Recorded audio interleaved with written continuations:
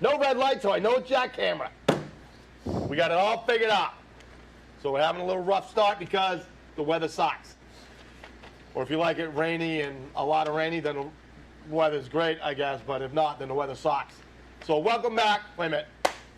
Welcome back to Johnny Custom Clocks Front Side Press for another exciting episode and show. Excellent. So, tonight, first of all, like a chair, like a chair, like a chair. We're giving away a big-ass friggin' Pelican case and something to hold your beverage for the toast. She's good. She is good. I still can't handle how good she actually is. Don't even try. He's about halfway through that ball. He's getting all looking up. So anyway, just talking to the control room. So we got Aaron on time. We're going to talk about what you do. We're going to talk about some knife fighting stuff. I see you got some trainers in here. Absolutely. You're going to stab the crap out of Julie. Everyone's going to have a good time. You sound like you'll have a better time if I stab Julie instead of you, so, you know. Hey, you know what? Go ahead and freaking stab me. Use something sharper than that. You ain't going to make me feel worse than I do already. Well, yeah. Well, let me drink some of my vitamin mix. We have Johnny Smith on, Mark Schaefer. Mark says, Ow. hot dang, it's Thursday night. Greg Dickerson's on. Susie England's on. Kat's on. Nice. Yeah. All right. So, like a chair, like a chair, like a chair, because we're giving away this badass case. Like, this is a badass case. We gave it away last week. But we're giving it away this week because it could not go home because the winner was winning so many times that his wife put it next to that. So this is a straight up Pelican 1800. So go ahead and price that out online. See what you're getting for free. All right, from Military Case Surplus, Tony Upalago always hooking us up. But that is a badass case. You know what I'm talking about. Yeah. So anyways, good case. let's get to the sponsors. So first of all, I'd like to thank our king sponsor, Johnny Custom Glock. Nice. All right. Life is too short to have a Glock trigger that sucks. You know, I can tell you this. I've never taken somebody who had a stock Glock, let them try one of my Glocks, and not have them go like this. What is that called? Because you, like, shooting's about the trigger. You got to understand that. I cannot say it enough. All right. But to have a trigger, a good trigger on your guns, on your self-defense guns, like all my carry guns, right? All my carry Glocks have Johnny Custom Glocks trigger on. Of course, they have the Mad Dog McGowan Johnny Custom Glock trigger. Yes, I have a trigger named after me. But anyways, right? Go get one of my triggers, put it in your gun, see why I like it so much. See why I got that in there to defend the life of my kids, my family, stuff like that. I guess I should say my kids, my wife, my family. Because she's Colombian. So if I don't, she get all pissed off at me, cut my throat, pull my tongue through. Whatever. Colombian necktie. Yeah. Colombian. Colombian. Colombian corbata. Corbata de Colombia. What's that? Tie from Colombia. There you go. Colombian tie. We just ran way past all the Spanish that I know.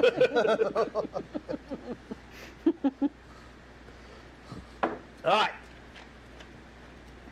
Pilgrim ammunition. Oh, yeah. It's not. Nice. Oh, You yeah. get something belt fed from Pilgrim? Hey, don't even ask. When PJ gets going, you don't know what the hell is going to come out of there, right? Like, it is the ultimate round for self-defense. I don't care. I don't care. Don't comment. Don't text me. Don't message me.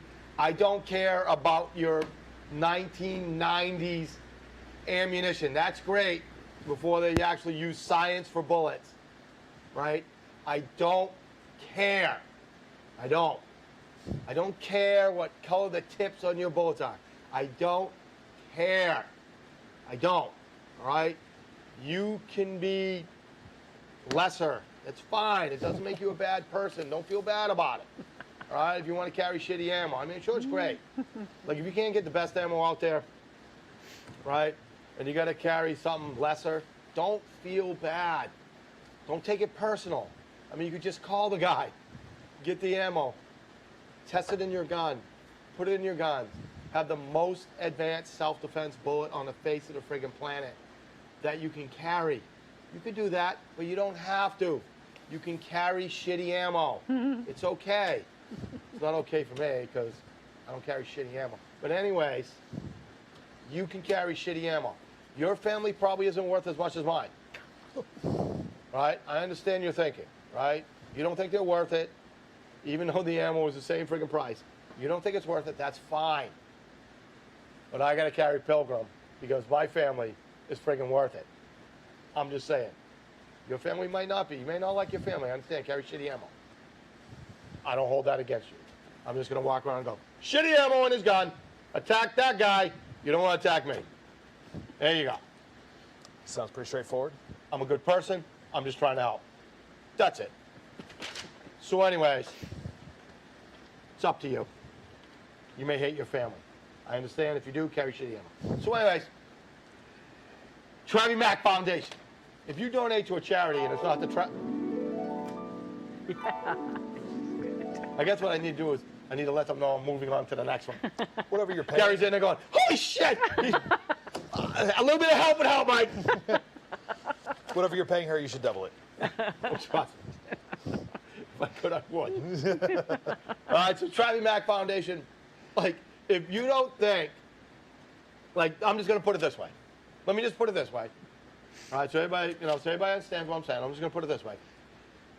If you don't think making sick kids feel better is a good charity, what an asshole you are. So if you're donating to something else and you're not donating to a charity that helps sick kids feel better, kids in the Maryland Children's Hospital or the University of Maryland Children's Hospital who are just having crappy days, if you don't want to make them feel better, you just go ahead and donate to whatever charity you think is good, where they're probably only giving like 1% of it to the actual charity.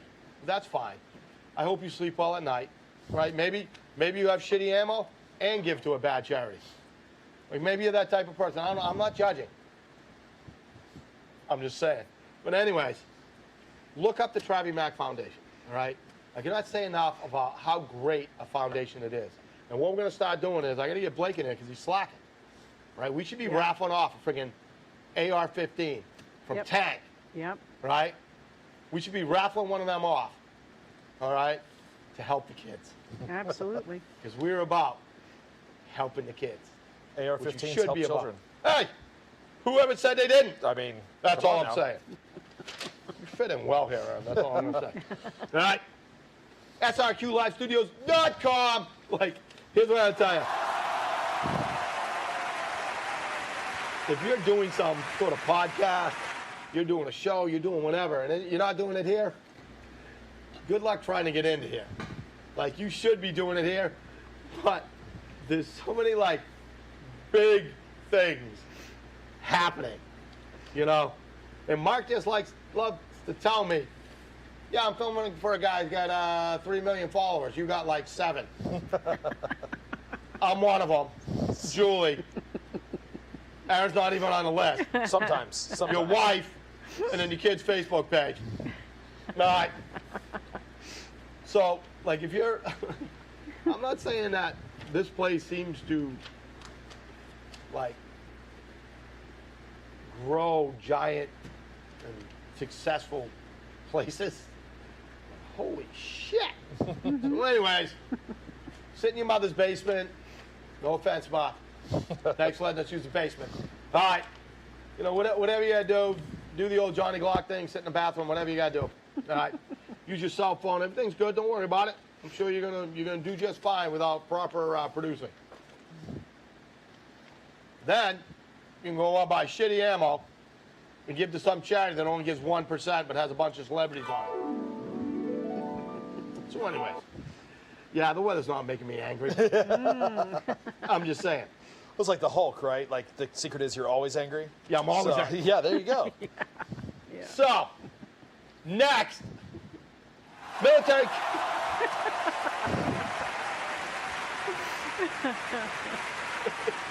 Military case surplus. All right. Say off to my little friend. Get him away from the buttons. Because he's out there drinking in the control room. Vitamin mix, right? Yeah. Hey, Glenn, you want to see what military case surplus does? Go see what a Pelican case, Pelican 1800 case goes for. One eternity later. Wow, you were good. You were so good. Somebody look that up. All right, well, I'll give that to him. Mark was good. Geneva Jen's on. Hey. Oh, it's Johnny? Johnny's good. All right, shut him off. Uh-oh. All right, and last but not least, Skies and Chaos for letting us use Black Widow and used to let us use Strippers and Jack when I got There he outvoted. is. Hey, let me have the ambulance. Can I have the ambulance? What are you going to do with it? Turn it into an overlanding vehicle. Oh. Jim, Ford engines are cheap. I'll trade you for a shotgun or something. Call Glenn. We're getting an ambulance. He's got to fix my Bronco before he fixes your ambulance. I'm gonna help him. Call Larrabee, get him in on this. We're gonna Be there for moral support. right. Or I could put a bunch of seats in it. We could drive to GSSF and put a bar and a bathroom in it. Oh, I mean, yeah. whatever. Smoothie station. Smoothie Yeah. station. Oh, Yep. oh, I like that. Yeah. If it's got ice in it, right? That's a yeah, smoothie. that's a smoothie. Yeah. So- All right. I'm just trying to help here. Speaking of, you're doing a great job. Yeah, I'm working on it. All right, so what we're going to do now, all right, we would like to congratulate you on expecting. Well, not you, but you know, right? Yeah. All right, so congratulations to the two of you. All right? Let's hope he doesn't turn out just like you. But anyways, I turned out fine. because you guys are pregnant, and by I mean you guys, I mean, you know what I'm talking I was there for the fun part. about. All right? We're going to let you do the toast in order. All right. So hold on, let me get this out. All right, so everybody get their beverage of choice, because this is going to cost me $1.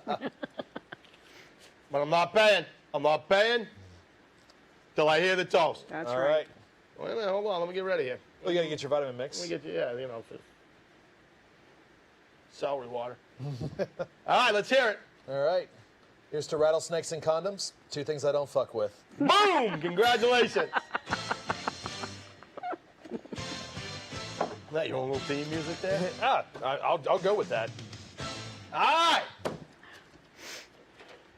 So here's the deal. Here's the deal. Here's the deal. First of all, we're gonna do the lady section. All right. You like, I'm a lady. Well, sometimes. So here's the lady portion of it. For concealed carry, like, give it up. All right. So Mike says a shitty place to carry is better than no place to carry. What do you normally say? So Dumbass place? what happens is we like whenever we talk in class, whenever Julie and I are doing a concealed weapons class, we always talk about, we talk to the women first and let them know that, like, the two big problems that they're going to have with concealed carry is, one, that holster companies do not make holsters for them, they make them for me, right? And what happens is the two things they don't take into consideration is, one, that they don't dress the same every day. Like, guys, we dress the same every day. We can carry in the same freaking place every day. If I put pants on, I'm doing good that day. Right. It's like this. Our pants get longer or shorter. Our sleeves get longer or shorter. Throw some buttons and a collar in there, and boom, we are done to the same thing. So, Whoop, whoop. yeah, you can go ahead and rest until. All right.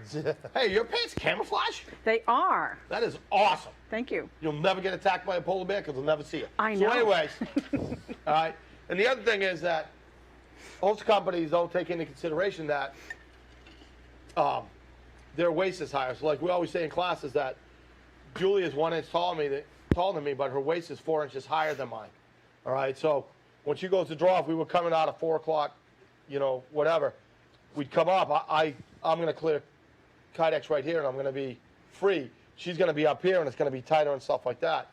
Never mind what we're just coming into now that women started carrying more appendix, and then now we have to sit there being embarrassed and talk about cup size and what the problem is. All right. Because I remember sitting there going, boom, like, all right, that ain't going to work. Boom, all right, we're going to figure something else out. All right, so Size is never a problem. Right. Never blame the boobs. So you got to understand that you're gonna have to have issues when you go to dress because you can't always carry in the same place because how you dress. All right. So what I tell women is like, what I'm about to tell guys is where not to carry, which is what I call dumbass land. But for women, dumbass land is better than no ass land if they don't have another option. So say like, I'm always gonna tell people, tell women, carrying your purse. Oh, don't carry your purse because it's gonna get stolen. Yeah, whatever. And then they'll use a gun against you. Oh, really? Because purse snatchers, if they do snatch a purse, stop and go through the purse and get the gun out right there while someone's beating the piss out of them from behind. Like, great advice there, right? And there's other things like we talk flashbang, stuff like that, but what's going to happen is sooner or later you're going to run out of options that you can actually use, and you're going to have to go into dumbass land.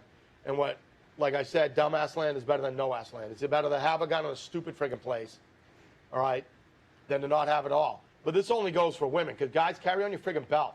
Don't stop talking to me about ankle holsters, about jamming a gun in your ass crack, stupid ass shit like that. Carry it where you're friggin' supposed to, that you can get to. Oh, I can draw from here. No, you friggin' can't. All right? And if I put you on video, it'll be slapping the piss out of you while you're trying to get the gun out of someplace stupid. All right? So don't.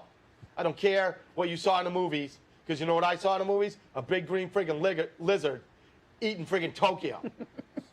All right? Same reality. So before I start seeing dumbass shit in the friggin' comments, I just want to let you know I'm not in the mood for stupid ass shit. So there, how's that? Is that good enough? I think you're holding your feelings in. A little bit. Let them out a little bit. Wait till I sit in that seat and talk Let's start about working on emotion for you. From emotion? Yeah. Okay, yeah. we'll work on it. Let it I'll out. do Let it I'll out, do Mike. Yeah. There you go. Goose rubber. Woosah. Yeah, that's So, you. so what we got here is we got something that I really don't recommend. But if you don't have an option, we're in better than nothing. All right? But always start and work down to dumbass land before just jumping into it. Is that good advice? Fall into dumbass land, don't step into it willingly. I guess that That's it. sounds normal to me. Fall into it. Yeah. All right? So Jules, go ahead. All right. I'm going to show you this. This is called a can-can holster. And normally, if I'm wearing a belt, I'm going to carry appendix. I'm going to carry on my belt in my pants. But just if I don't have a belt on, this is one of the options. This is called can-can. It's like a belly band, and the holster is here. And I can pull out of there, and this is a prop, by the way, so it's not real. And I have an extra mag over here. However, to reholster this thing, I'm going to have to grab a hold of it and put it back in. So I don't like that at all. All right, so reholstered's bad because then you're going to muscle sweep yourself on the way back. Exactly. All right, so that, like honestly, with that holster, that is our own complaint, correct? Yes. Would you say that? It conceals well. I mean, I've never worn a can, so I'm asking. no, it's good other than that. It's comfortable, Yeah. but I don't like having to reholster it. So we'll give that a somewhat of a thumbs up. Yeah. All right. Not bad. So I'm going to step out and take this off so that they can see what it is. well, she didn't even tell me. It's a good job. All right. Drew's just taking charge now. All right. We're playing like the smooth jazz for the soundtrack for her taking the holster off. Yeah. There we go. The 70s, right? So understand where we're coming with this whole thing. We want you to put your gun in a friggin' HBC holster and put it here or put it there if you're a friggin' heathen. If you're gifted, put it here or put it there. And I can tell you the difference, like we say it over and over and over again, I can tell you that back here is more comfortable with the holster that you're wearing. Up here is faster, all right? So there's your difference. I will carry them both, but mostly I'm just carrying appendix now. You know, Good man. but, you know, it's got to be somewhat comfortable. Like, it's like this. It's not a back rub. It's not a pair of socks. All right, so, you know, you got to get used to it. Like I like to explain to people, carrying appendix, thank you. Carrying appendix is like taking your first sip of beer. I don't know anybody that took their first sip of friggin' beer and was like this, like, wow, that's good. That is good. I'm going to drink this all the time. I like that. What is this? Beer? Wow, that's good. Like, nobody has ever friggin' said that. And don't even try to tell me that you did, because you did. All right? But now it's just like, this Guinness is good. Like, no, it's not. It was a mistake. The original formula, because the guy screwed it up and burnt it. But you're drinking it. It's high in iron, and I need iron. We're Irish. We love our vitamins. That's why we don't care. Yeah. Right? So it's like that. You got to get used to some things. All right? So get used to it. It's your life. I shouldn't care more about it than you do. Right? I definitely don't. There you go. Now, first of all, why don't you tell them a little bit about yourself? Well, let's see, where am I supposed to look here? You know. Well, what do you do? The red camera. Well, my name's Aaron Chappell. I guess I should start with that. I do a bunch of different stuff to turn an honest buck for, feed my family. Kind of as a sideline, I do a little bit of self-defense training, specifically focusing on edged weapons. I do a bunch of other stuff, in-fight weapons access and retention. But in general, edged weapons seems to be what I get brought out most for. Everybody, there's that cool factor about knives. It's like, oh, knives? You do knives? Yeah, let's stab people. And I was like, a little uncomfortable with how enthusiastic you are about that, but... That's what it was like when you met Julie? Yeah. Well, she was like, I love knives. And I was like, I'm a little terrified right now. Yeah, you should be in jail probably. Yep. How did you make it this far? Yeah. Well, a lot of people that love knives that way, you see the same facial expression. You also see them in, like, Supermax or, Life... I know. Guest of the State for I life. can tell you this. I can honestly say that I have gotten a Christmas card from a Supermax inmate. Really? I got to hear the rest of that story. He kind of he was put in my block, right? He wanted to do something stupid. I decided that we were going to have words about it. I got a call. Don't go in there. I'm like, I'll be out in a minute. They're like, I need to see you right now. I go, I'll be back. This ain't over. He's like, I'm not going anywhere. I'm like, obviously, right? And I went out, and they were like, don't go in that room. I'm like, he's like, don't go in that room. I'm like, why not? He's like, we got him because he killed his last 2 roommates, and they were tired of him, so they sent him to us. So what did I do? Take a friggin' serial killer, right? I made him a worker. They're like, why would you do that? I'm like, well, I'm not, I don't have to worry about him being threatened by somebody on the other side of the door. Well. Because sooner or later he's going to go, you just come out one day. Well, what's worth saying that you're going to threaten him with? Put him in here longer? Well, it's like this. Like this guy. I want to explain to you what these type of criminals are like, all right? Because first of all, he was like my height. He looked like Sean Connery with a beer belly. Just a little one, right? But that's what he looked like, the mature Sean Connery. Yeah. Right? But he closed down, do you know what Logan Airport is? Yep. All right, he closed down Logan Airport. He also closed down the Tobin Bridge. You know what Tobin Bridge is? No. That is the main artery into Boston. Okay. All right? He closed both of them down from the same payphone in Walpole Prison. They just get bored? Like what? He's just like... And then what happened is one day I was out on the block, right? So I'm sitting there, and I had a thing. It says, like, where is he? And I'm like, he's walking in the cell. He goes, go lock him in. I'm like, so I go like, you're locked in. He goes, I know. And I'm like, how do you know if I don't know? So I went in, and he's like, here's what happened. The feds just called us. I'm like, yeah, this is what he did. So from the collect payphone, he called the USA Today out in LA, right?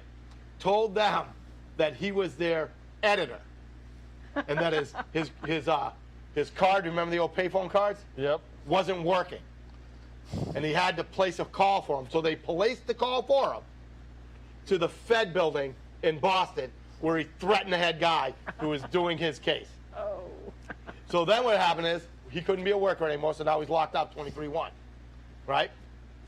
So he decided he didn't want to be there anymore. So this is what he did. He found an address in the Globe or the Herald, right, with a name, like in the classifieds or something like that, and he sent them a letter saying that he was going to kill them in a very graphic manner. Now, here's the genius of it, all right? Where does the crime take place? On that payphone. No, when he wrote the letter. Oh. Where does it take place? Already in prison. No, it does not take place where he wrote it. Because if they never open the envelope, it's not a crime. That's great. So somebody in Connecticut, having no idea what's going on, opens up the envelope Oh. and gets threatened to be killed in a graphic manner. So where's the crime take place? Connecticut. Yeah. So what do? Connecticut comes and gets them and takes them to Connecticut to be charged. That's one way to get a transfer. Like isn't it? It's like, you guys may think you're doing something to me, but you're not smart enough. Yeah. And then what happens? They put them out in Lost in the Woods, in the underground, Max. Oh, yeah. And then at Christmas time, I got a card. And they go, hey, you got a card? I'm like, he goes, yeah, he sent you a Christmas card. He's like, I want to thank you for everything. Wow. That was one of the things that when I first started getting into edge weapons study, it was always really interesting to me because everybody always talked about dumb criminals. And criminals are a people group like any other group out there. You can find ones that wear clown shoes, absolute morons that you don't know how they survived to adulthood, much less doing what they did. And then you can find ones that are like, man, this is an intelligent guy. He could be a day trader. He could be, on Wall Street if he took a little bit of a different path in life. Unfortunately, like that freelance pharmaceutical and agricultural distribution gets a lot of people. It's just a different path. But like they weren't stupid when I started working on it. And then like you were asking about kind of the edged weapons stuff that I do. I always looked at that as, how does this stuff really get used? I came up in martial arts, started when I was 6, and we were talking about it earlier. I watched a lot of the Chuck Norris documentaries. I knew they were documentaries at 6, because, well, of course ninjas are going to drop from the ceiling. Who doesn't know that? They can try to spin it however they want. And, I don't carry shitty ammo. I love my family, so I was just doing my part. At 6. At 6, to keep my family safe. And walked into my first strip mall karate dojo. That lasted probably 2 or 3 weeks. Then ended up going from there and kind of continuing on the martial arts stuff. But when I got out into the real world, like some of these guys, down here in the South, we had the barbecue. Yep. And you mix a lot of different people from a lot of different cultures at the right barbecue. I would talk to some of these guys, and they'd tell me, well, when I, stabbed my third person in the can, I was like, what, your third? Yeah. What? Roll that back a little bit. Yep. What can were you in? Oh, there was an issue with some blocks of heroin, and I'm so glad to be at a barbecue with you. Try the, brisket. Yep. Carve on that. Don't carve on me. But when we would really work on this stuff, I found that the stuff that I was doing in the dojo was not indicative of like what was out in real life. Yep. We would do one of these, training prop. You'd see the guy come up with a Norman Bates stab, the psycho, wing, wing, wing, right? And it would be super slow. It'd be one of them, and then they'd pause, right? And it's like, I got my one attack. Now you can do technique 1 through 47 of whatever your martial arts and crafts are. Yep. So then we started breaking it down, and we started looking at like what's regional styles of martial arts for convicts, right? Does it change when we go country to country? Does it change based on technology? Yep. That was a huge mind-blowing thing for me because we started looking at Central and South America. A lot of guys would have folding knives. And they're not like American folding knives where you've got a good, lock in it or a liner lock. They don't have any lock at all. Yep. The thing runs like 98 cents American if they charge you white guy prices. Right. Right? But they get used in more crimes over there. So they would do this weird thing where they'd grip it reverse, and then they'd point the edge towards their elbow. So every time that they would throw it out there, they would cut on retraction. So it wouldn't lock. So it wouldn't unlock. And they're always pulling against the spine, so it doesn't shut on their hand. Right. Right? And you look at that and you're like, why, African deals or, Central South American deals, why would you do that? And like, I was asking one of the guys, he's like, dude, we just didn't want to bet on the other guy's blood test. Like if I've nicked you a couple of times and then I get that in me, he's like, I don't know what you have. Right. I was like, oh, it makes sense, right? Not stupid, just from a different culture that I was used to. Well, it's whatever the game plan is. Yeah. There's different game plans depending on where you are. Well, it's like you look at these guys and they talk about committing a crime or mugging or whatever their gig was. Some of these guys are making 200 and 300 decision cycles a day on who their next victim is. Right.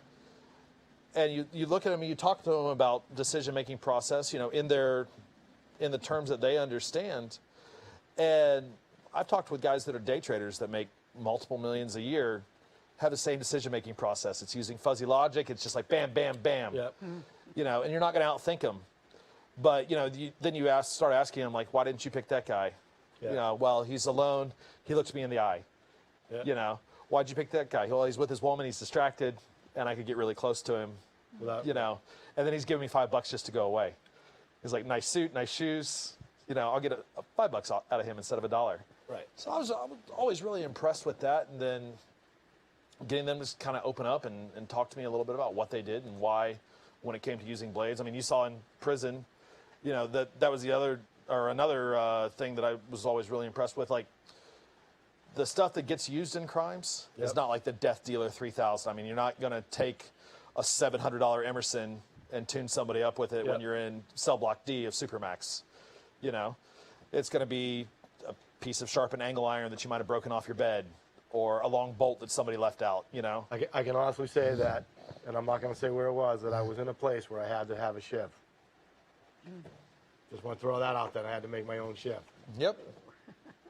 Well, I spent some time when I was younger as a missionary walking around, you know, going into Central and South America, went to Mexico, Argentina, Belize, Israel, you know, Spain we lived in for a while. It was always interesting because you'd see the guys that were immigrating, they were first coming over. Yep. Within like 30 minutes of getting off the boat, they'd be armed. Yeah. They'd get like out of processing, and like you literally watch a guy walk into a hardware store and buy a paring knife and a stapler. And he takes the stupid clamshell packaging, he Yep. staples it over, and uses the packaging that the knife came with, and he's got a shitty sheath and a shitty knife. But he's armed. Yep. I've carried screwdrivers. I've carried forks. Yeah. You know.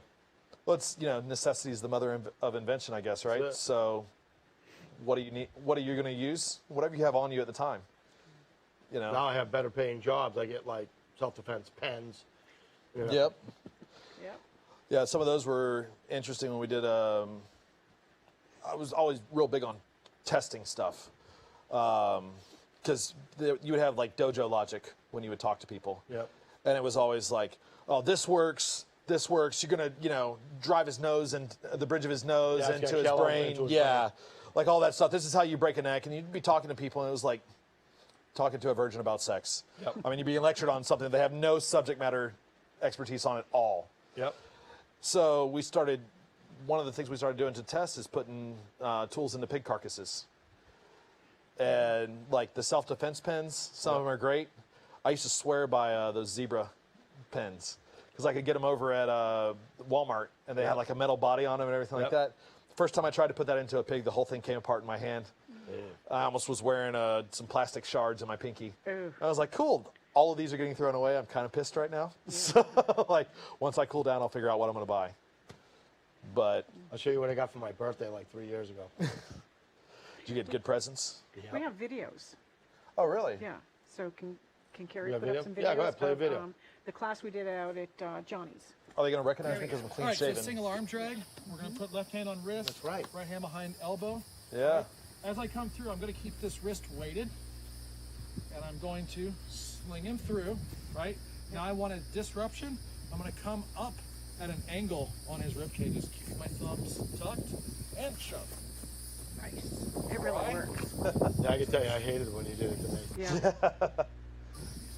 The last one was left listen hand what on he's wrist, got to say. Right hand behind elbow. This is right hand on wrist, left hand behind elbow. I'm still just going to swing him through and then shove. When you shove, elbows in, or thumbs in, elbows into torso. Shove. I'm actually putting my hands on his kidneys, or where a normal man would have love handles, but Mike's really skinny, right? So I'm going to lift and shove. Nice. Hands on his back of his hand, and I'm going to use both of my hands to push to make it move, right? And even if he just straight arm it, Yeah, I can straight arm it, but not past the wrist is straight. Yep. Yeah. and here, right? You can re-grip if you want, bro. It's fine. All right. There was another one in there somewhere. All right. Maybe Wait. not. That's probably enough. You got for another clean one? shave. I mean, we don't want to scare anybody too much. You got one more? I see one more of my naked face. Maybe not. Okay. No. All right. So what we had talked about in there, what we planned on doing is talking about the beginnings of all that. Yeah. But we're just going to skip to the knife fighting part. Let's get on with that. So what do you got? What would you give people who want to start carrying a knife and stuff like that? What would you tell them for advice? The first thing I'd probably tell them is we always really focused on access pretty hard. You know, just like in gunfighting. Yep. Just because you have the tool on your person does not mean it automatically jumps out of the holster and starts doing work for you. Yep. After that, focusing on that in-fight weapons access, because it's really interesting with the knife. When we start working with that blade, what we're looking at is a lot of compressed access scenarios. What I mean by that is it's not like, you know, you're on square range, timer goes off, you hear beep, clear your cover garment, pull your pistol out of the holster, and shoot, right? A lot of times it's somebody is beating on your head, right? Somebody may be shoving you, maybe pushed up against something. So you have that compressed access, and you're actually in contact at that point. So I try to tell people less stuff and just let them figure it out on their own by putting them through scenarios that are looking to teach them specific lessons. So one of the things we'll have people ask, you know, first off is like fixed blade versus folder. And I can tell you all day, hey, folder, a little bit more difficult to get out, starts the fight broken. You got to fix it before you can work on anybody with it. Otherwise, you just got a really expensive fist load. Yep. Fixed blade, depending on how you carry it, that we kind of see that as like the king of defensive weapons. Yep. That horizontal carry just to the left of the belt buckle enables me to draw with a locked wrist. That's the getting it out part. After that, we start having people look at some of the forensic stuff that we have. I've got some video clips that I play for people of knife attacks out in the wild. Yep. And that's really good for managing expectations usually, because some people are like, with a gun, right, especially a pistol, you expect the first time I shoot you, you fall over dead, Blow right? up. Yeah, you do a backflip. I Right. saw that on a lot of those Chuck Norris documentaries I was watching when I was, 6. Truth. Yeah, absolutely. So when you're doing that backflip, it's the instant off button. Yep. In reality, like, you Be shoot surprised somebody. when you shoot somebody and they don't Yeah. realize you shot them. Well, I've heard a couple of trainers say, what do people do when you shoot them with a pistol? Usually whatever they were doing before you shot them with a pistol. Right. Right? Like, if I was really wanting to stop you, I'd have a rifle or a shotgun and put in work that way. Same with a knife, right? So we look at what is actual defensive use of a knife. There's a lot of knife training out there that says it's defensive. And you see these guys and they're holding a blade hidden, right? And they come up on this unarmed guy and they shiv him up a bunch of times. And it's like, I defended myself. I was like, wow, I'm really interested to see if your lawyer and the jury is going to see it that same way. I am very defensive Yep. when I'm doing my knife training at the house. So here's my mugger. He's asleep at his house at 3 o'clock in the morning. I sneak into his bedroom and I defend myself. That's right. I mean, that's normal, right? And that's kind of another thing that we do a little bit of in the defensive blade class. We kind of set context and teach you how to determine your own context. So are you Rambo? Are you a U.S. service member that's just getting off on leave in Germany? Yep. Right? Are you a Special Forces, American Jedi? Or are you Tom from Receiving, who just wants to go and use this as an anti-grappling tool and maybe a get off of me and stay off of me tool? Yep. And that's kind of what we look at from the legal aspect in our blades, or bladed work, is don't make your lawyer's job any harder. Right. Right? I mean, the same thing as we would use any other tool, right? Pistol, rifle, shotgun, Well, I can tell you this to go along with what you're saying, okay? So, for the longest time, okay, I carried my $750, whatever it is, Emerson, right?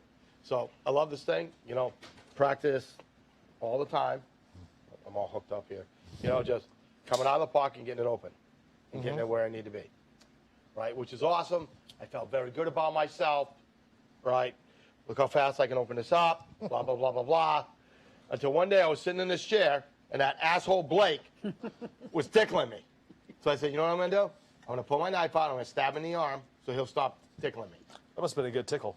Well, yeah. So I'm sitting there, he's a big friggin' gorilla, right? And I go to get the knife out, but I don't have all that room. Yeah. I don't have all that room to get it open. So when it came out of my pocket, it came out, like that. And then, like you said, I had to fix it Yep. before I got it, right? And then I'm just like, you know what? I don't want that to happen to me, right? So then I started researching and seeing things about, learning a little bit more about knife fighting, why we knife fight, how we knife fight, what's real knife fighting, stuff like that, right? And I didn't see a lot of this French, like, swashbuckling knife fighting. Yeah. All right? What I did see a lot of is sewing machine, right? Fighting in cars and stuff like that. And then, like, I started carrying, just stand up before I don't rip anything off. So I moved the knife up here, went to the clinch pick, right? And learned how to pull it out and go like this. Or, like, if someone actually has me pinned, I don't even have to move it. Like you said, move your hips. Then I'm going to jam it into their arm, right? And then if I can get it where I can get them into a clinch, just sew a machine and pull through and stuff like that. Yep. And just started learning about, like you were saying, like what knife fighting really is. It's not, it's not a sword fight. There was one video that we couldn't put up, I think it was too long, where Chris had a hold of you. And you were able to get your knife out to here, and you just jammed your hips into him. Yeah. Yeah, but that was like, So- that was something else. That really had nothing to do with Yeah. knife fighting. He's just a sick pig. Well, That's I all mean, I'm saying. so like if we're gonna have a mating ritual, I don't want to be the girl. No, I'm just saying. Just saying. Well, you've done a pretty good job so far. I'm trying. I'm really trying hard. That's You guys why. are a good team. Yeah, that's why you train. But you don't have to get your knife all the way out and stab somebody. If you can get it to there, you can just use your body to stab them. Well, we call that sight line, right? Okay. So, like, if you look at putting a tool anywhere above the nipples of your opponent, you're going to bring it into their visual box, Yep. right? You're breaking eye contact, and you're showing them this tool, and you're gesturing with it, right? Let's scare you, right? Yep. I'm not looking to scare anybody, right?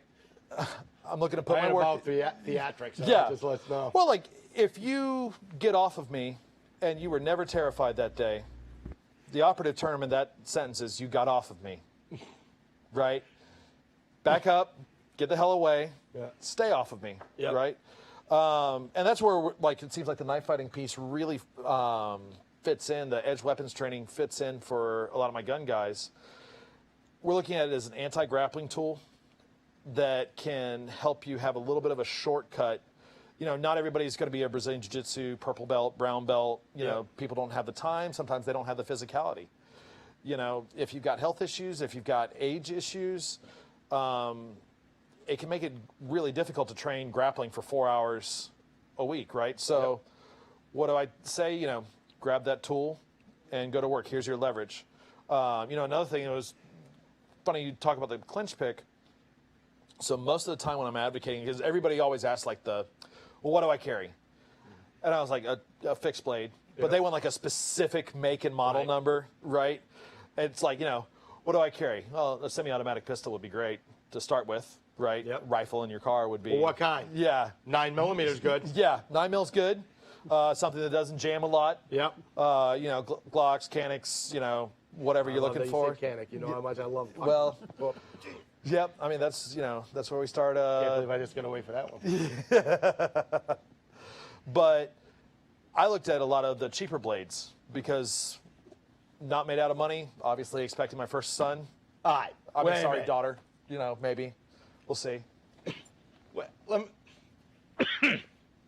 hold on a second. Did I catch you just right? Did I go No, down the here's windpipe? my thing. Like, I was just having this conversation with my buddy who's talking to me about he has a knife made by a famous knife maker. I'm not going to tell who it is, not going to tell you what knife, right? If he'll sponsor the show, I mean, we'll brag about him all day.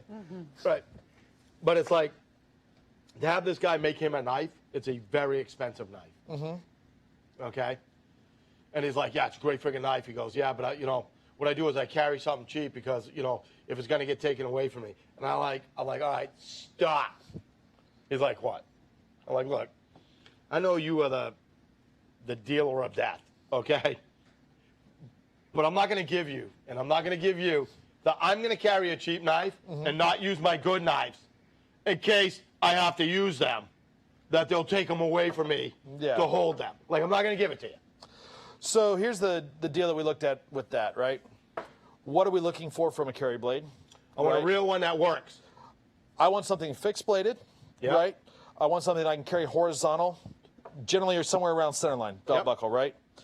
I want a movable attachment method so I can have what we call our 4-way axis draw stroke. So I can pull the knife up, I can push it down, I can pull it out, or I can push it out to draw, right? Yep. And I needed to have a point on it. So You're not winning this argument. no karambits for me, like none of the gimmicks and stuff like that. If all of that stuff is met, Nice try. Nice I try. look at it and Look, like, see I don't care what the price tag you're is. working really hard.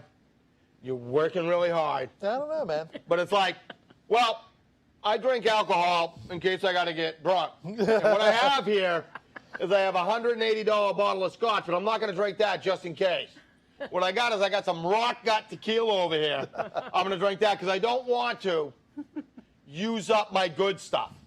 That's where you're at right now. So So, you get, no, you're not going to candy coat it. You said rot gut tequila. I think that's a redundant phrase for me personally. Oh, wait. I know Obviously, somebody you've would never disagree been drinking with James. Yeah. Well, obviously, I got to fix that. Like, here's the deal. Yeah. We went out, and they were pulling down bottles, and we were finishing off bottles, right? Yeah. And it's like, when you're drinking alcohol, that the bottle is made with a bell in the top of it, Jesus. I just want to throw that out there. Hey, if you've got the cash to throw on it, one of the I don't, but that's why I hang out with him. Well, I'll just say one of the things that we always looked at was how do I have a conversation with people across different gaps? Yep. So if I had college students, right, and give them a $250 shiv, or I could give them a $17 one You're off not getting Amazon. out of this. That's not what you're saying. That's not what you're not saying that you carry that knife. How much is that knife? $17, and then I've got a $6 loop on it. All right, no, wait a minute. Because that's all you could afford. No, it's because it All does right, everything I need it that's to. my point. You're carrying that so you don't get your good knife dirty. No. And the one that you have that you're like this. That's a knife. That's where my Right. my nose got notched there. You see Yeah, the scar? right. You're carrying that knife because the greatest knife ever designed that you own cost $717 more than that. The greatest fighting knife ever. You're like, well, I'm just going to keep that here. And I got the Wally World knife. I'm going to put that on my belt because it has a point on it. I'm not giving it to you. Yeah. I'm not giving it to you. We gotta do the pig now. What's that? We gotta do the pig. Your knife. Oh, you're going to say, oh, well, it works in the pig? Yeah. Well, no. So we can see, like, it's like filling out the comment card. If you get shot, let's say with a Canic that shoots 9mm, and a SIG that shoots 9mm, and a Glock that shoots 9mm, let's say it's all No. decent stuff. No. No. No. You're not getting away with it. We're gonna end up. You're doing not pig getting roast away on this Oh, at this yeah. point. with having Definitely. your knife that you get naked and rub all over your body because it's so freaking awesome. Then you just put it on the shelf, right? And then you're like, well, the Wally World knife's got a point on it. Well, Friday night at the McGowan household is sounding really interesting. You have now. no I gotta be idea. honest. I obviously don't rub it all over my chest because you see the chest hair, right? Like I don't I have mange. but I have strips now. Yeah. No, I've been through puberty. It worked for me. There you go. All right, you guys, quit arguing. Let's give something away. It's like this. I have a knife that was given to me by Ken Onion. And any chance I get to put that on something and take it with me, guess where it's going? You know what I'm not doing? Well, I got an $8 K-bar because it got a point on it. Like, no, I'm taking the Ken Onion knife into hell. And if they're going to take it and use it as evidence, I don't care because I'll be like, hey, guess what happened? Yeah, there was 6 serial killers, right? And they attacked me and my family. And I'm like, now, ZT-0100, let's go! And they had AKs and shotguns, but that was nothing to match up against my ZT-100. Well, if you can tell a story like that, it'll probably send you another one. Yeah. There you You go. just see what he said. Pick a number. All right. This is for the axe koozie. So they have something to keep your beverage cold while you're waiting for us to go live and get to the toast. And she's coming next week with Oh, her yeah. trailer. Yep. She is coming here, so everybody's got to come down. Live studio on. She's going to bring the trailer. So is We're this throwing axes. is this numbers? Don't try to and read. letters? Don't try to We're read. going to Okay. just throw it to Mike. And Get it Oh, over okay. here. All right. There you go. I'm dyslexic, but I got you. that's for the koozie. Oh, wait, it is upside. What the hell is that number? Carry the 1, divide by 3. Yeah, that's a big number. 62. It's definitely not 127. So 62. Okay. For the koozie. We got plenty of time to talk. All right, that goes back in. Not that they want For you to another- draw that again. Another chance. All right. And this one is Hold on, for- I'm fantasizing about my ZT100. I'm fantasizing about doing my Vanna White impression. That one is for the case. This is for the Pelican 1800. Did anybody text in and tell us how much it's worth? I don't know. I didn't see anything, but somebody's watching. Somebody else is. Lucky 13. All right. We can't tell the comments because every time Susie watches, it just says, Susie English, Susie Yeah. English watches, Susie English watches, Susie English watches. Like one after another and after, like she keeps signing off and signing on. Is that when you just keep on pressing refresh? Yeah, Can you give me your pen? This one just ran dry. I can do that and give you this back. So 13 Okay. to go along with 62 for the Pelican 1800. I'm going to look it up. Thank you. If no one else is looking it up, I'm looking it up. We're going to get you, I'm going to bring in my mini iPad so you can use that Yeah, I know. before I go and put it in my truck. So we got a koozie. We got a Pelican case. Runt! You're going to have to mail it to her. Oh, Runt got the koozie? Runt gets it. Okay. My youngest sister. Oh, nice. 13, so you don't have to go too far. Runt probably fly down here, just throw axes. She's an axe thrower. Yeah. Oh, nice. I love my sisters. Yep. They're great. Runt shoots with us, though. I should have come on Axe Week. Oh, well, you should come down anyway. You Be in should the come. audience. You guys should go with us next year. Oh, to go up to shoot Maine. the GSSF up in Maine. Yes, definitely. Julie's telling me every time that she's going to one of these GSSF conventions, she's like, I'm going to this competition. It's awesome. Yeah, I'm going to go You win enjoy another it? women's division. Yeah. Now I made Masters. I'll never win again. Mark Schaefer winning the Pelican. good. The 1800 out of my personal collection. Well, I was asking if I identify as a winner or, a dress wearer or whatever, can I enter, No, we don't go Are there like easier that. divisions? We don't Okay. identify with crap except for yourself. Okay. I don't shave my legs. I'd just be normal for this day and age, Just right? be you, brother. All right, we ready Like to a chair, wrap like it a up? chair. You can get to win it. Yep. So, what we do is we'll set up a front sight press knife fighting class. Okay. Nice. How's that sound? That sounds great. All right. And we'll get a bunch of people come in, show them what it's about. Maybe like a 2-part series like this, then that. Sure. Right? Sound good to you? That sounds great to me. Just let Sound me good know to when. you? All right. So, now that I'm feeling a little bit better and the show's over, I don't know. All right. So, first of all, I'd like to thank my sponsors for keeping us on the air, paying Mark. All right, because without you guys, we got nothing. But, without all the people watching, let's hear it for the live studio audience. Woo, yeah. Everybody in live All right. studio audience pregnant tonight. How about that? Future FSPers. Right. But without you guys watching, supporting us like that, we are nothing also. So, thank you very much. But like and share, because I can tell you this. Facebook is doing everything they can to not allow us to grow. Yep. All right? They're cutting us down every time. They've banned me from posting on my own show twice. What were you Dude. posting?